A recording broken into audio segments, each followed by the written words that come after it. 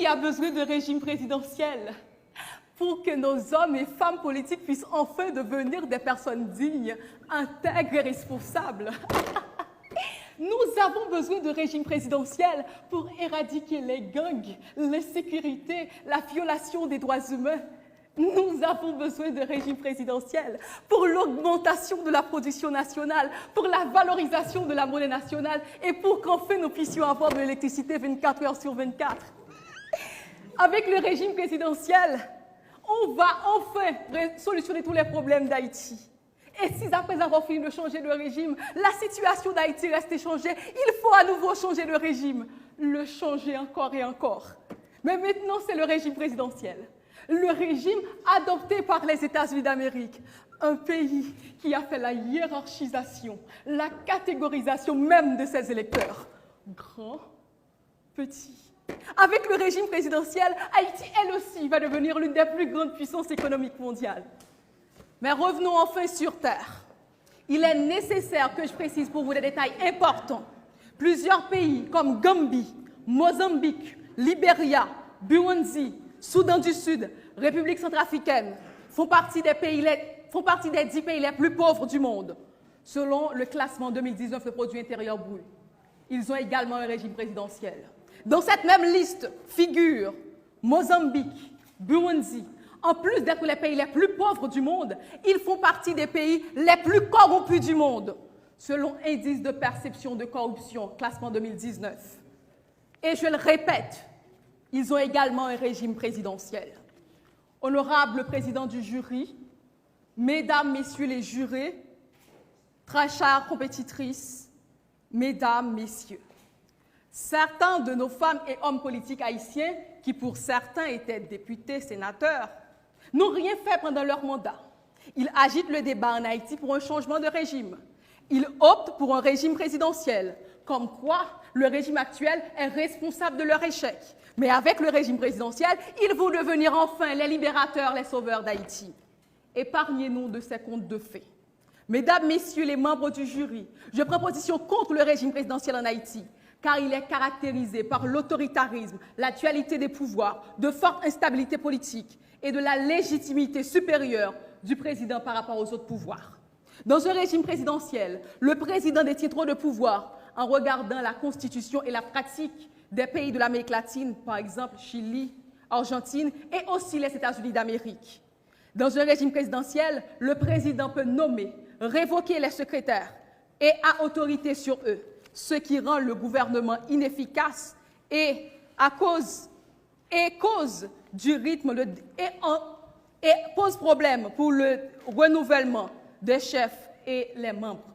Mesdames, messieurs les membres du jury, dans un régime présidentiel, le président est à la fois le chef de l'État et le chef du gouvernement. Sa responsabilité ne peut être mise en cause par aucun pouvoir, par aucune assemblée. Mesdames, messieurs, il dirige comme il le veut, sans se soucier de respecter les droits des citoyens. Ce qui donne lieu à un président imprévisible, autoritaire, voire dictateur. Nous avons plusieurs exemples. Malgré que le 22e amendement de la Constitution américaine a clairement mentionné qu'un président n'a droit qu'à 2 mandats, cela n'a pas empêché que le président Franklin Delano Roosevelt a eu 4 mandats.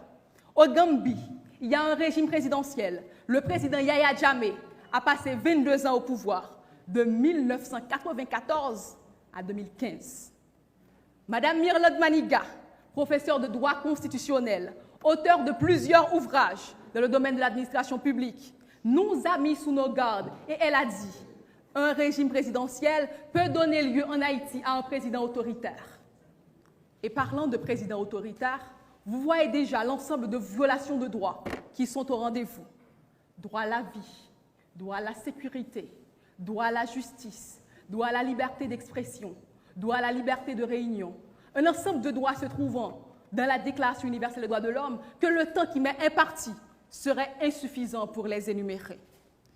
Mesdames, Messieurs les membres du jury, nous portons en nous les séquelles des régimes autoritaires en Haïti.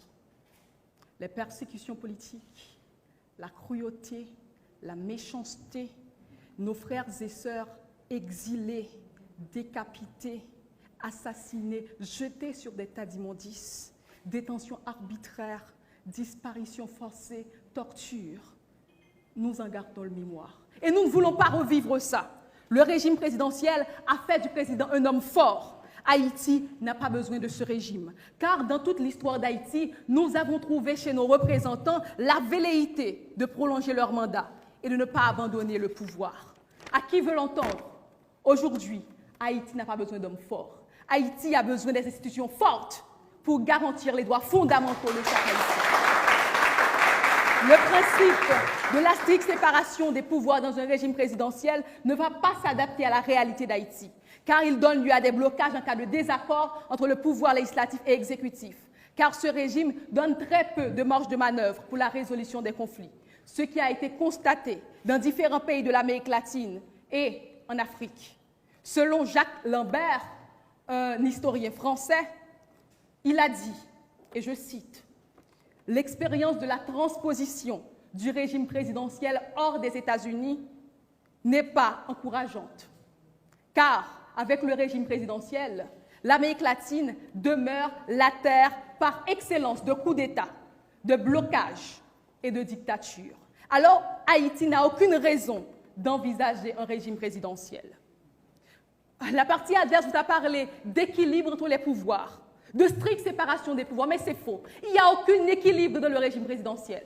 Écoutez-moi bien, dans un régime présidentiel, le président dispose de droits de veto, donc il a la prépondérance sur le pouvoir législatif. Le président peut voter la loi totalement ou encore peut le rejeter. Pour éviter les risques de veto, le pouvoir législatif est obligé de satisfaire les caprices et les ambitions du président. Le président a également l'habilité d'intervenir par décret au regard des régimes présidentiels qui se trouvent en Amérique latine. Alors que, malgré que le pouvoir législatif est là, le président peut prendre décret exceptionnellement. Cependant, le pouvoir législatif n'a aucune prépondérance sur le pouvoir exécutif. Mesdames, Messieurs, dans un régime présidentiel, les juges sont votés, sont acceptés, sont sélectionnés par le président en accord avec le Sénat, ce qui peut donner lieu à l'instrumentalisation du pouvoir législatif et judiciaire par le président de la République, ce qui peut donner lieu à des compromissions, à la corruption, au clientélisme politique, à l'affaiblissement du système judiciaire, aux abus de pouvoir, à la violation de droits et des chantages. Mesdames, Messieurs les membres du jury, en quoi ce régime va améliorer le statu quo en Haïti? Je peux vous assurer qu'il empirera la situation d'Haïti. Le régime présidentiel donne lieu à un État inégalitaire. Au Kenya, il y a un régime présidentiel. Dans un reportage recueilli par Marion Doué dans le journal Le Monde.fr, John Gitongo, figure de la société civile, a dit, et je cite, « Notre société est très inégalitaire. C'est ce qui rend la compétition politique est dure et si violente. Notre régime très présidentiel est un échec. Il aurait dû être abandonné depuis longtemps. Lors de la réforme constitutionnelle, en 2010, nous avons réintroduit intelligemment la décentralisation. Mesdames, Messieurs, en Haïti, nous avons un État unitaire décentralisé. Nous ne pouvons pas copier sur les États-Unis qui a un régime fédéral. Haïti a un régime semi-présidentiel, comme la Russie, Portugal, Islande, Roumanie. Ce sont des pays stables, développés, qui ont un système judiciaire fort. Les partisans du régime présidentiel se sont trompés de problème. Il n'y a aucun moyen que leur solution soit bonne. Je plaide contre le régime présidentiel en Haïti en faveur des institutions nationales fortes qui prendra en compte les besoins fondamentaux du peuple haïtien. Merci.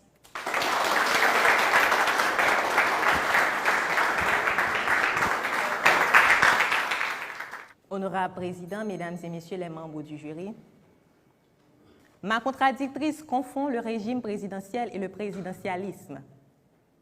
Nous sommes à l'ère de la démocratie. Nous sommes à l'ère où la souveraineté d'un peuple est soumise aux trois pouvoirs. Nous sommes à l'ère où la vengeance personnelle, la justice privée, l'autoritarisme, la dictature n'ont plus leur raison d'être.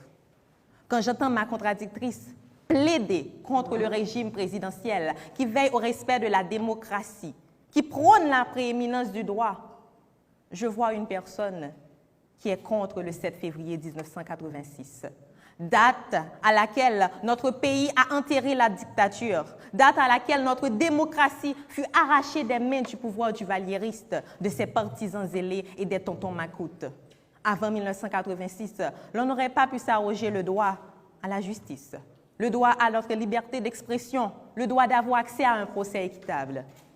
Mesdames et messieurs, 30 000 hommes et femmes ont été tués durant la période sanguinaire des Duvaliers parce que nos trois pouvoirs n'étaient pas indépendants, parce que nos trois pouvoirs étaient enfermés dans les mains d'un seul homme.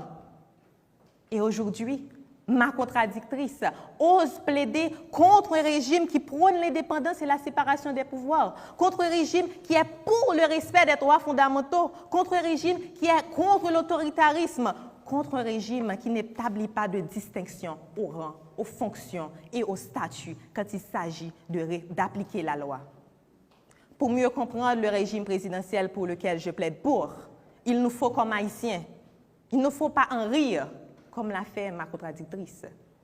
Il nous faut comprendre les retombées du régime politique d'alors. Le régime politique auquel s'assujettit Haïti est en pleine ébullition. Le pays n'est ni gouverné ni administré. Il y a toujours un conflit entre le président et les ministres. Il y a toujours un conflit entre le pouvoir exécutif et judiciaire. Le président élu ne peut pas installer son gouvernement car le Parlement refuse catégoriquement de ratifier le choix d'un premier ministre sans aucune raison valable. Nous avons vu défiler sous nos yeux 5 premiers ministres avec notre gouvernement actuel. Parce que les pouvoirs ne sont pas indépendants, parce que les pouvoirs ne sont pas séparés. On ne peut pas passer un mois sans parler d'instabilité politique.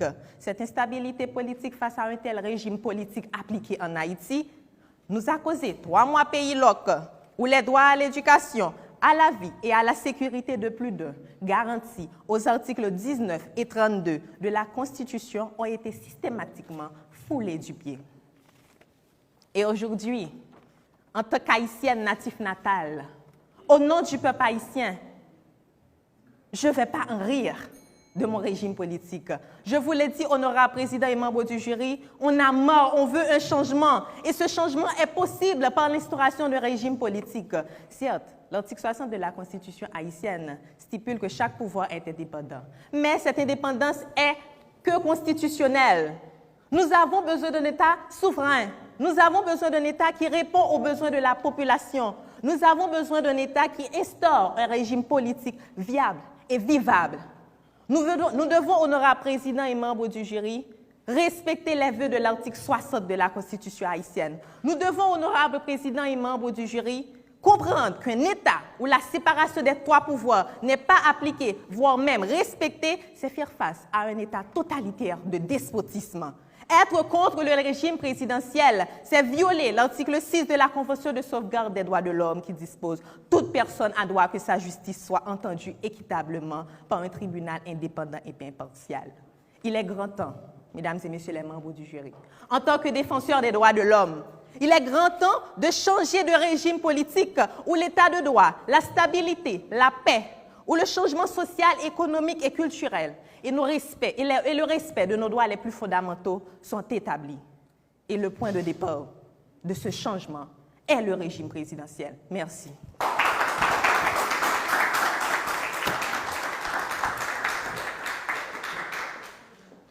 Mesdames, Messieurs les membres du jury, la partie adverse vous a présenté le régime présidentiel comme le régime miracle pour sauver Haïti. Mais elle a bien dit dans son exposé qu'à l'article 60 de la Constitution, on parle de l'indépendance des pouvoirs. Donc, elle ferait mieux de plaider pour le respect des droits en Haïti, pour l'application stricte des droits en Haïti. Mesdames, Messieurs les membres du jury, la partie adverse a plaidé et a dit dans notre régime, il y a beaucoup de problèmes, comme pour placer un Premier ministre. Et elle n'a pas su comprendre que dans un régime présidentiel, malgré que le vice-président est élu, il y a la possibilité que le vice-président soit renvoyé, qu'il puisse démissionner ou qu'il puisse être destitué. Et dans ce cas, pour remplacer ce vice-président, il faut la même procédure, le même processus qu'un régime semi-présidentiel. Donc, les problèmes qu'elle a évoqués, seront pareils dans le régime semi-présidentiel. Les problèmes de chantage, tout ça seront pareils dans un régime présidentiel. Et on peut prendre, aux États-Unis, il y a des présidents qui ont eu plusieurs vice-présidents. Par exemple, le président Richard Nixon. Donc, le problème de changement de régime sera aussi valable pour le régime présidentiel en Haïti, parce que le vice-président peut démissionner, peut être contraint à démissionner.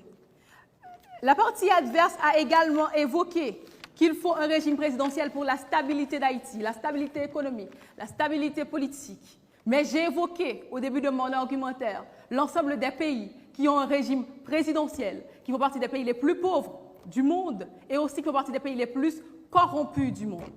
Mesdames, Messieurs les membres du jury, il est important de savoir qu'aujourd'hui, avec le régime que nous avons, le régime semi-présidentiel, nous avons un président qui est contrôlé par le Parlement.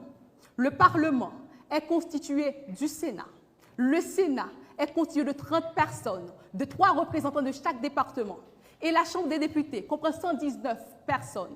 Donc, le président est contrôlé par 149 personnes. Nous avons ce que nous avons comme résultat. Imaginez que le régime présidentiel, le président ne peut être contrôlé par personne. Imaginez que le président ne soit contrôlé par personne dans un régime présidentiel. La partie adverse parle de stricte séparation des pouvoirs. Mais je l'ai tantôt dit, dans le régime présidentiel, il n'y a pas de stricte séparation des pouvoirs. Parce que le président a la prépondérance sur le pouvoir législatif par son droit de veto et par sa possibilité à prendre des décrets. Dans un régime présidentiel, le président choisit les juges, ce qui lui donne la possibilité d'utiliser, d'instrumentaliser les juges. Mesdames, Messieurs les membres du jury, la partie adverse a bien plaidé pour le régime présidentiel, mais le régime présidentiel ne sera pas applicable, ne sera pas adapté à la réalité d'Haïti, où nous avons des dirigeants qui claironnent à la longueur des journées qu'ils sont chefs, qu'ils sont les seuls maîtres et seigneurs. Nous avons besoin, je le redis, des institutions fortes. Nous avons besoin que les Haïtiens puissent respecter la loi. Nous avons besoin également d'un conseil électoral permanent pour assurer le renouvellement des corps, des représentants d'Haïti. Nous avons besoin des institutions qui sont capables de faire respecter les droits de chaque citoyen. Mais nous n'avons pas besoin de régime présidentiel où les droits des citoyens sont constamment bafoués. Merci. Après délibération, le jury déclare Madame Rose Luman Saint-Jean, lauréate de la 5e édition.